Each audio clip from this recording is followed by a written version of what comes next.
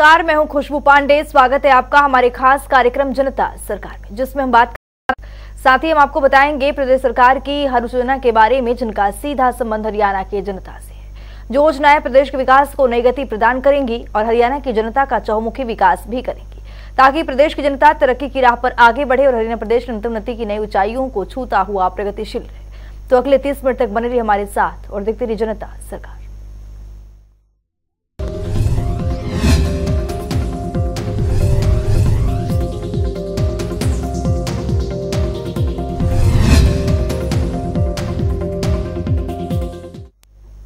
विकसित भारत संकल्प यात्रा का आज 8वां दिन है। 8वें दिन प्रदेश भर में 120 स्थानों पर कार्यक्रम का आयोजन किया गया। इस दौरान हरियाणा सरकार की ओर से प्रदेश जनभागीदारी बढ़ाने और समाज के लिए अच्छा कार्य करने वाले विभूतियों को सम्मानित किया गया है। इस रिपोर्ट के जरिए देखिए।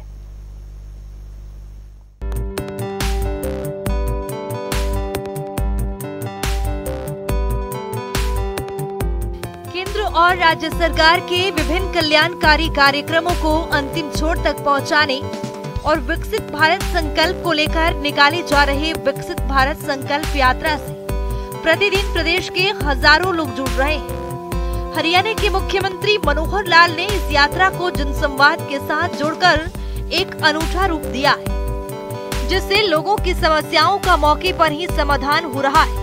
इस यात्रा के दौरान न केवल विभिन्न योजनाओं की जानकारी दी जा रही, बल्कि पात्र नागरिकों को मौके पर ही योजनाओं का लाभ भी दिया जा रहा है। इसके अलावा लोगों का हेल्थ चेकअप भी किया जा रहा है। यात्रा के 8वें दिन प्रदेश में 120 स्थानों पर कार्यक्रम का आयोजन किया गया, जिसमें 51,000 से ज्यादा लोगों की भागीदारी रही। तो आइए ग्राफिक्स पर नजर डालते। विकसित भारत संकल्प यात्रा का आज 8वां दिन। प्रदेश भर के 120 स्थानों पर कार्यक्रम का आयोजन। कार्यक्रम में 51,000 से ज्यादा लोगों की हो रही भागीदारी। हेल्थ कैंपों में 15,000 से ज्यादा लोगों ने स्वास्थ्य संबंधी जांच करवाई। यात्रा के दौरान 11,389 लोगों की करवाई गई टीबी की स्क्रीनिंग। यात्रा में 331 लोगों ने आयुष्मान कार्ड शिविर का उठाया लाभ। यात्रा में 334 लोग पीएम स्वनिधि कैंप में जानकारी लेने पहुंचे। संकल्प यात्रा कार्यक्रम में 216 लोग आधार कार्ड कैंप पहुंचे। यात्रा में 99 किसानों ने नेचुरल फार्मिंग से संबंधित जानकारी ली। विकसित भारत संकल्प यात्रा में जन भागीदारी बढ़ाने और समाज के लिए अच्छा कार्य प्रेरित करने के उद्देश्य से स्थानीय स्तर पर उल्लेखनीय कार्य करने वाली विभूतियों को सम्मानित भी किया जा रहा है। चलिए ग्राफिक्स के जरिए समझते हैं। विकसित भारत संकल्प यात्रा के दौरान लोगों को किया गया सम्मानित। संकल्प यात्रा के 8वें दिन 845 मेधावी छात्रों को सम्मानित किया गया। सामाजिक कार्य करने वाली 467 महिलाओं को किया गया सम्मानित। 114 स्थानीय खिलाड़ियों और 162 लोक कलाकारों को किया गया सम्मानित। 8वें दिन की यात्रा में 42,465 लोगों ने विकसित भारत का संकल्प लिया। यात्रा में शामिल हुए नागरिकों ने बताया कि प्रधानमंत्री नरेंद्र मोदी के सोच के अनुरूप शुरू हुई विकसित भारत संकल्प यात्रा पूर्ण रूप से सफल साबित होगी। लोगों ने बताया कि यात्रा के दौरान उन्हें सरकार की योजनाओं की जानकारी तो मिल ही रही है, योजनाओं का लाभ भी मौके पर भी दिया जा रहा है। इससे वे दफ्तरों के चक्कर काटने से बच गए। साथ ही घर द्वार पर मिले इस सुविधा के लिए लोगों ने प्रधानमंत्री नरेंद्र मोदी और मुख्यमंत्री मनोहर लाल का आभार जताया है। मुख्यमंत्री ने इस यात्रा को जनसंवाद से जोड़ा है, जिसके माध्यम से उनकी शिकायतें और समस्याएं भी सुनी जा रही है और उनका समाधान भी किया जा रहा है। प्रदेश भर के लोगों में विकसित भारत संकल्प यात्रा को लेकर काफी उत्साह देखने को मिल रहा है। हर कोई इस यात्रा में अपनी भागीदारी के लिए आतुर है और जैसे जैसे यात्रा आगे बढ़ रही है, वैसे वैसे बड़ी संख्या में लोग इससे जुड़ रहे हैं। अब तक यात्रा के तहत कुल 722 स्थानों पर कार्यक्रम आयोजित किए जा चुके हैं, जिसमें करीब 3,65,000 लोगों की भागीदारी रही। ब्यूरो रिपोर्ट, जनता टीवी।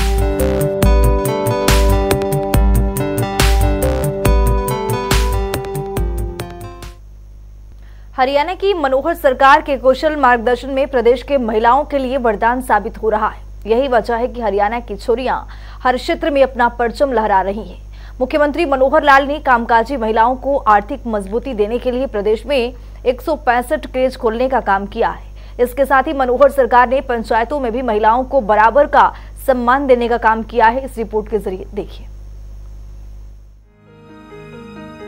हरियाणा के मुख्यमंत्री मनोहर लाल की प्रदेश सरकार नारी सशक्तिकरण को पुरजोर ढंग से बढ़ावा दे रही है। सरकार की बेहतर योजनाओं का ही नतीजा है कि आज लड़कियां शिक्षा से लेकर खेलों में राष्ट्रीय और अंतर्राष्ट्रीय स्तर पर सफलता के झंडे गाड़ रही हैं। सरकार की जागरूकता की वजह से अब माता पिता बेटियों को बोझ नहीं मानते, बल्कि उन्हें बेहतर शिक्षा पाने के लिए प्रेरित कर रहे हैं। आंकड़े इस बात की गवाह है कि अक्टूबर 2014 में जहां लिंगानुपात 1000 लड़के और 871 लड़कियां थी, वहीं लड़कियों का भी आंकड़ा बढ़कर 932 हो गया है। बेटियों को पढ़ने और खेलने की पूरी आजादी दी जा रही है। ग्रामीण क्षेत्र की लड़कियों को शिक्षा ग्रहण करने और अन्य विकासात्मक गतिविधियों को पूरा करने में असुविधा न हो, इसको लेकर प्रदेश सरकार ने ग्रामीण किशोरी बालिका पुरस्कार योजना लागू की है, जिसके तहत लड़कियों को पुरस्कृत किया जाता है। इसके परिणाम भी अच्छे आए। ग्रामीण क्षेत्र में लड़कियों के शिक्षा के स्तर में गुणात्मक सुधार आया है। प्रदेश सरकार महिलाओं के स्वास्थ्य से लेकर उनकी सुरक्षा के प्रति भी गंभीर है। हरियाणा की सरकार ने महिलाओं की सुरक्षा और उनकी हर पल मदद के लिए महिला हेल्पलाइन नंबर 1091 शुरू की। संकट में होने पर महिला इस नंबर पर कॉल करती है तो पुलिस चंद मिनट में उसकी मदद के लिए पहुंच जाती है। ये हेल्पलाइन महिलाओं के लिए बहुत कारगर साबित हुई है। दुर्गा शक्ति ऐप, दुर्गा शक्ति वाहिनी, दुर्गा शक्ति रैपिड फोर्स भी महिलाओं की सुरक्षा के लिए कटिबद्ध है। महिलाओं के विरुद्ध अपराधों के मामलों में तेजी से सुनवाई हो, इसके लिए सरकार ने 16 महिला फास्ट ट्रैक कोर्ट स्थापित किए हैं। बस अड्डों पर महिलाओं के साथ कोई अभद्र व्यवहार न कर सके, इसके लिए प्रदेश के सभी बस अड्डों पर सीसीटीवी कैमरे लगाए गए हैं। सरकार ने ग्रामीण क्षेत्रों में बालिकाओं को शिक्षा के प्रति प्रोत्साहित करने के लिए ग्रामीण किशोरी बालिकाओं को पुरस्कार योजना के तहत दी जाने वाली अवार्ड राशि में बढ़ोतरी की है। शहरी बालिकाओं को भी इस योजना के तहत कवर किया जा रहा है।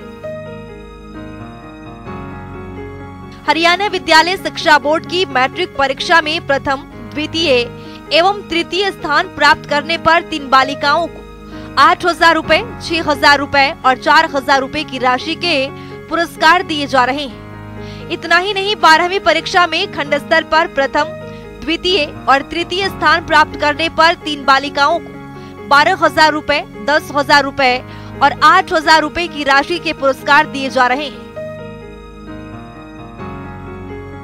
प्रदेश सरकार ने लड़कियों के शिक्षा के स्तर को सुधारने में अहम योगदान दिया है।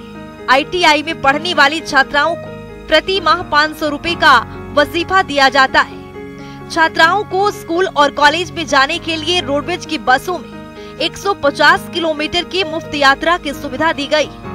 महिलाओं को आवाजाही में दिक्कत न हो, इसके लिए 158 मार्गों पर 173 बसें चलाई गई। हरियाणा की वर्तमान सरकार ने पंचायतों में महिलाओं को सम्मान दिलाया है। पंचायती राज संस्थाओं में महिलाओं को 50% प्रतिनिधित्व दिया गया है। बेटियों को आगे बढ़ाने और महिलाओं को आर्थिक रूप से मजबूत करने के लिए प्रदेश सरकार ने कई कल्याणकारी योजनाएं शुरू की।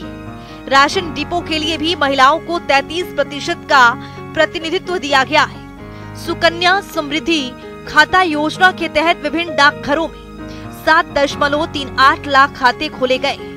प्रदेश सरकार ने गांव से लेकर शहर तक अभिभावकों को जागरूक किया है कि बेटियों को बोझ न समझें। आज बेटियां बेटों से ही आगे हैं। हर क्षेत्र में बेटियां सराहनीय प्रदर्शन कर अपनी प्रतिभा का लोहा मनवा रही हैं। प्रदेश की बेटियां शिक्षा और खेलों में अंतर्राष्ट्रीय फलक पर प्रदेश का नाम रोशन कर रही हैं। स्पेशल डेस्क जनता टीवी।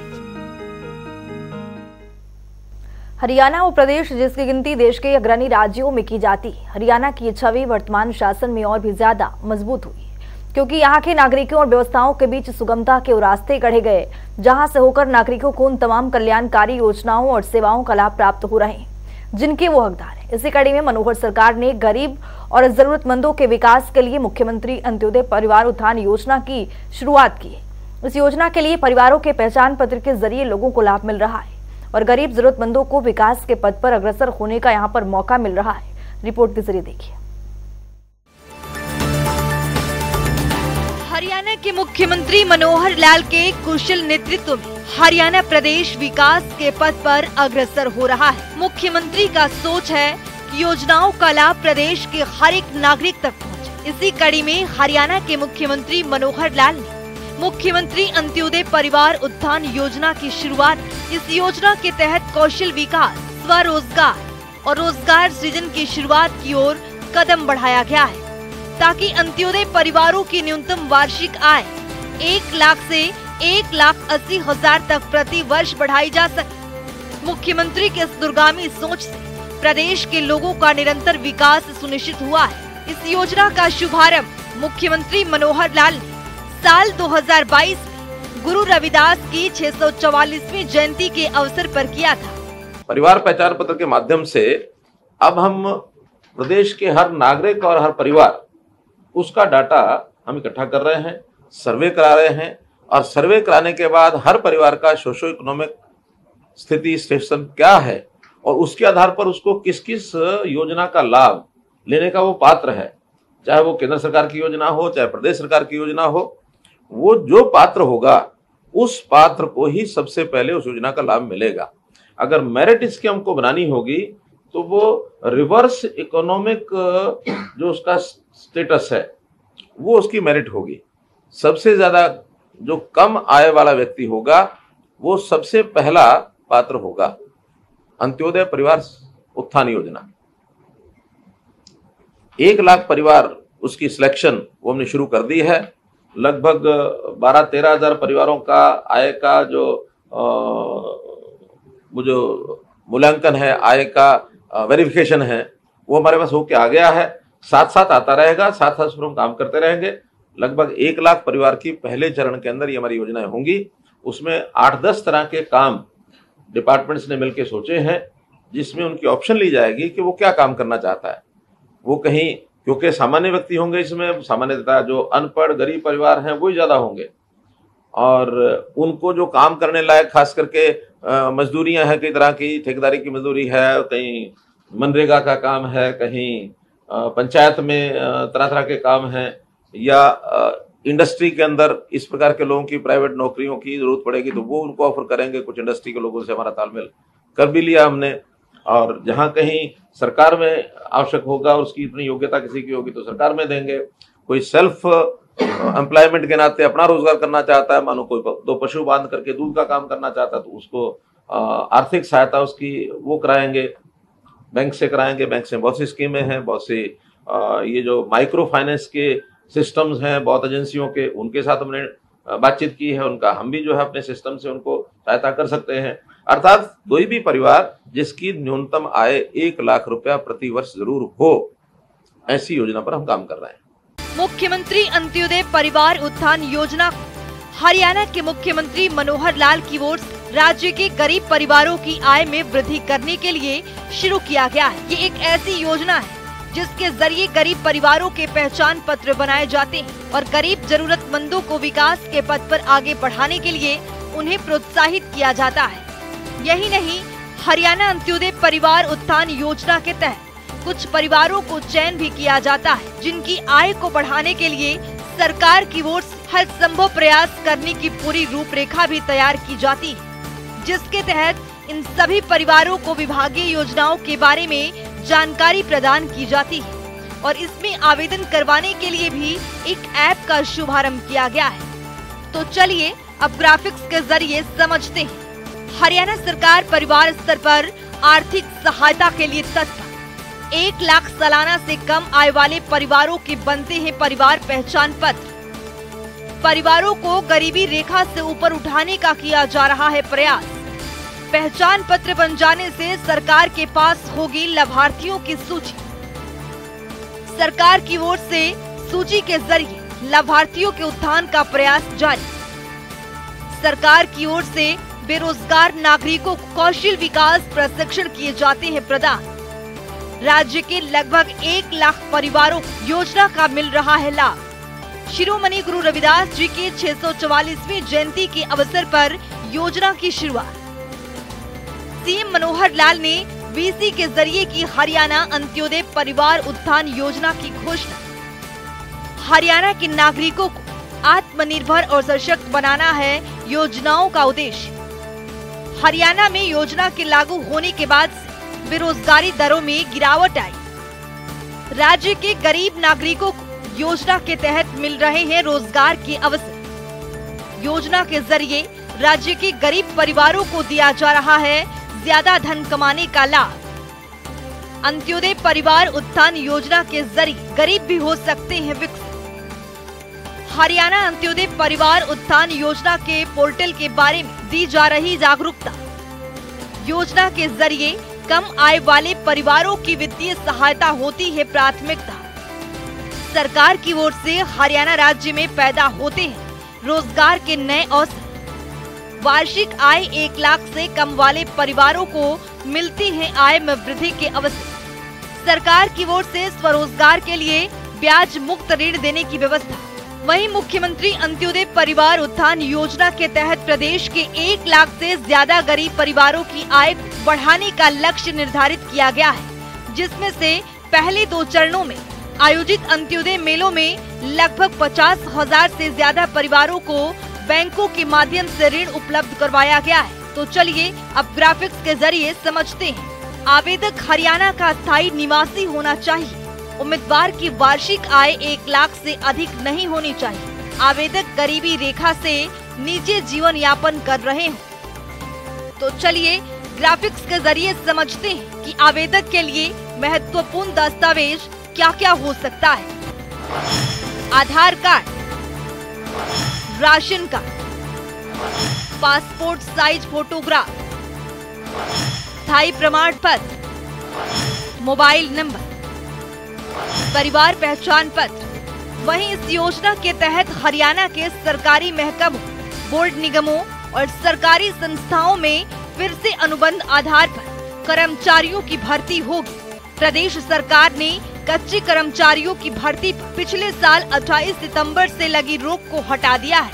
कच्ची नौकरियों में गरीब परिवारों को युवाओं को प्राथमिकता दी जाएगी और नौकरी के लिए अंत्योदय परिवार की सूची में शामिल परिवारों, सक्षम युवाओं और जरूरतमंद लोग जिनके परिवारों की वार्षिक आय 1,80,000 रुपए से कम है, उन्हें भी प्राथमिकता दी जाएगी। तो चलिए अब ग्राफिक्स के जरिए समझते हैं कि योजनाओं के तहत शामिल विभाग कौन कौन से हैं। Haryana red cross society, Haryana राज्य बाल भवन परिषद, महिला विकास निगम, पिछड़े वर्ग एवं आर्थिक रूप से कमजोर वर्ग कल्याण निगम हरियाणा, कौशल विकास मिशन, अनुसूचित जाति एवं वित्तीय विकास निगम, सूक्ष्म लघु एवं मध्यम उद्यम निदेशालय, शहरी स्थानीय निकाय विभाग, विकास एवं पंचायत विभाग, रोजगार विभाग, मत्स्य पालन विभाग, बागवानी विभाग, पशुपालन और डेयरी विभाग, ग्रामीण विकास विभाग, सूचना प्रौद्योगिकी मंत्रालय। वहीं हमारे देश में काफी ऐसे लोग हैं जो आर्थिक स्थिति कमजोर होने के कारण अपना जीवन अच्छे से यापन नहीं कर सकते और ऐसे में उन्हें काफी कठिनाइयों का भी सामना करना पड़ता है। इसके चलते मुख्यमंत्री मनोहर लाल की ओर से हरियाणा अंत्योदय परिवार उत्थान योजना का आरंभ किया गया है। इस योजना के माध्यम से गरीब जरूरतमंदों की जीवन स्तर ऊपर उठाने में काफी हद तक राहत मिलेगी और उन्हें विभिन्न प्रकार के रोजगार के अवसर भी प्रदान होंगे। ब्यूरो रिपोर्ट, जनता टीवी। तो इसके साथ ही हरियाणा सरकार ने प्रदेश में बुजुर्गों के लिए एक फैसला लिया है, जिसके तहत कम आयु वाले बुजुर्गों को तीर्थ स्थलों को यहां पर निःशुल्क यात्रा करवाई जाएगी। तो आइए ग्राफिक्स पर नजर डालते हैं। हरियाणा सरकार जरूरतमंद बुजुर्गों को यहां पर तीर्थ स्थलों की निःशुल्क यात्रा करवाएगी। बीपीएल परिवारों के 60 वर्ष या उससे अधिक आयु के लोगों को यहां पर ये यात्रा की सुविधा मिलेगी। 22 जनवरी 2024 के बाद अयोध्या के लिए ये पहला जत्था रवाना होगा। तो मुख्यमंत्री की इस पहल से बुजुर्गों में खुशहाली है। आगामी समय में इस योजना का विस्तार भी किया जाएगा। यहां पर पोर्टल पर पंजीकरण करवाना है।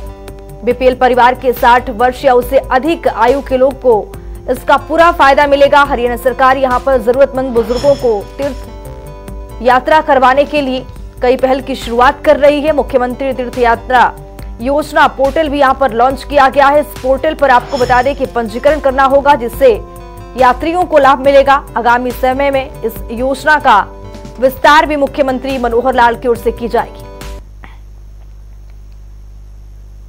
तो चलिए अब जान लेते हैं आज के इस सवाल का विजेता कौन है।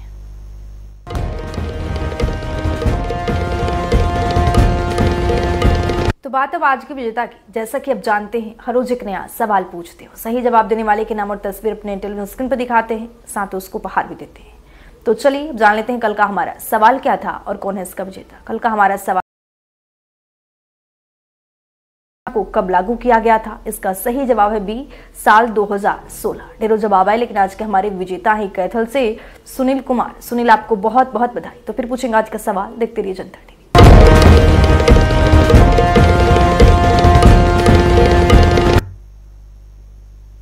अब वक्त हो गया है आज की मुलाकात का। आज की मुलाकात में हम हर दिन नए शख्सियत से आपको रूबरू कराते हैं, उनके कार्यप्रणाली पर बारीकी से नजर डालते हैं, जानते हो तमाम योजनाएं जो बनी हरियाणा की जनता के लिए। तो ऐसे ही एक शख्सियत से जनता टीवी ने खास बातचीत की है। इनका नाम है सीमा शर्मा, जो कि फरीदाबाद से डीएफएससी अधिकारी के पद पर काबिज हैं। आइए आपको सुनवाते हैं।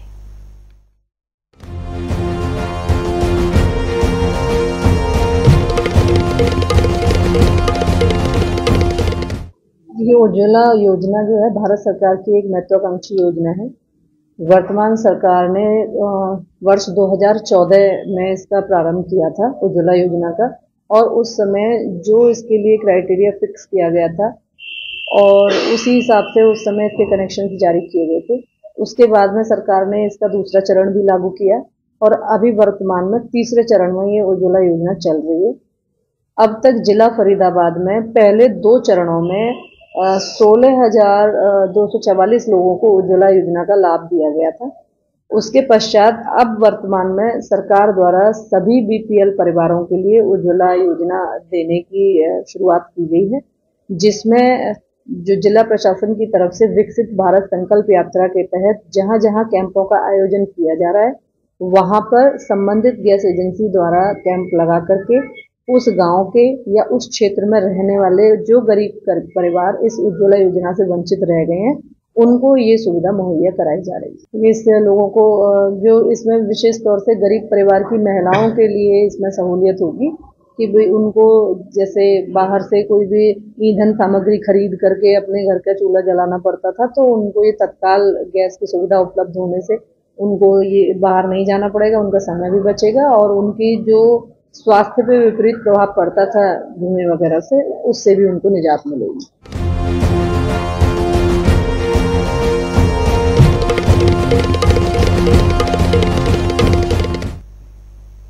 वक्त हो गया है आज के सवाल का, तो चलिए अब जान लेते हैं आज के सवाल में क्या कुछ है।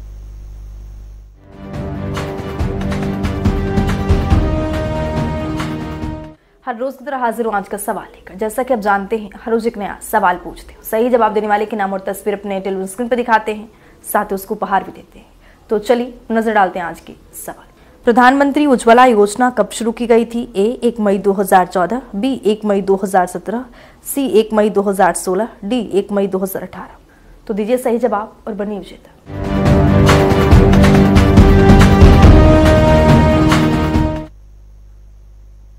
तो इस खास कार्यक्रम के जरिए हमारा मुख्य उद्देश्य हरियाणा सरकार की कल्याणकारी योजनाओं की जानकारी उसका लाभ प्रदेश के हर एक नागरिक तक पहुंचाना है, क्योंकि जब प्रदेश का हर एक नागरिक समृद्ध और खुशहाल होगा, तभी प्रदेश विकास के पथ पर अग्रसर हो पाएगा। हमारे खास कार्यक्रम जनता सरकार में आज के लिए इतना ही। नमस्कार।